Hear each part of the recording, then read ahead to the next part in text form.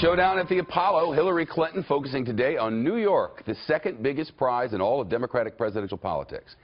Just hours ago, she held a rally at the famous Apollo Theater uptown in Harlem. New York has 247 Democratic delegates up for grabs. It's also home turf for both candidates. In fact, we could eventually have a New Yorker against a New Yorker and the winner later running against a New Yorker. Hillary Clinton lives here and represented this state for the 2 terms in the Senate. Bernie Sanders was born in Brooklyn. He's campaigning today in Wisconsin, the next battleground in the Democratic race. There's a new poll out from Marquette University, and would you look at this? It shows Senator Sanders beating Secretary Clinton in Wisconsin 49 to 45%, but that is within the margin of error, which is plus or minus 6.3 here. Still, it's an enormous change over what we've seen before. Wisconsin holds this primary this coming Tuesday, so 6 days from today, and 2 weeks before New York. Ed Henry's here, on set with us today because his candidate, the candidate whom he's following, is here in New York.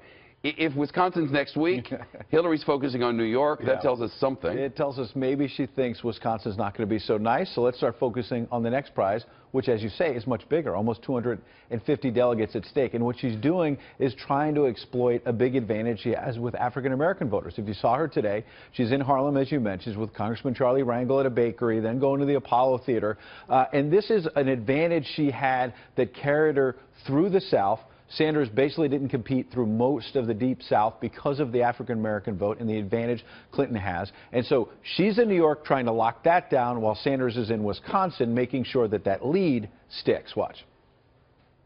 I take a back seat to no one in taking on income inequality. It's also important to take on racial inequality and discrimination. Do we do what every other candidate does and go out and establish a super PAC and raise money from Wall Street and the wealthiest people in this country? And we thought about it for about 1/10 of a second, and we concluded, no, we do not represent the billionaire class. We don't want their money.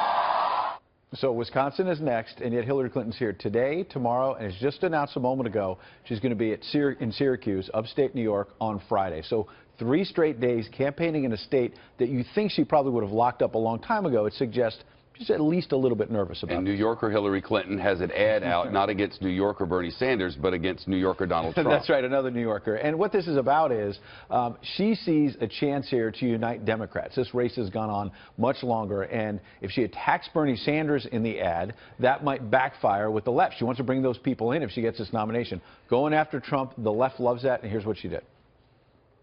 So when some say we can solve America's problems by building walls, banning people based on their religion, and turning against each other, well, this is New York, and we know better. So the bottom line is this race has gone on a lot longer than Hillary Clinton wanted it, obviously. She still, though, has a commanding lead in the delegate count. That's why she wants to try to lock down New York.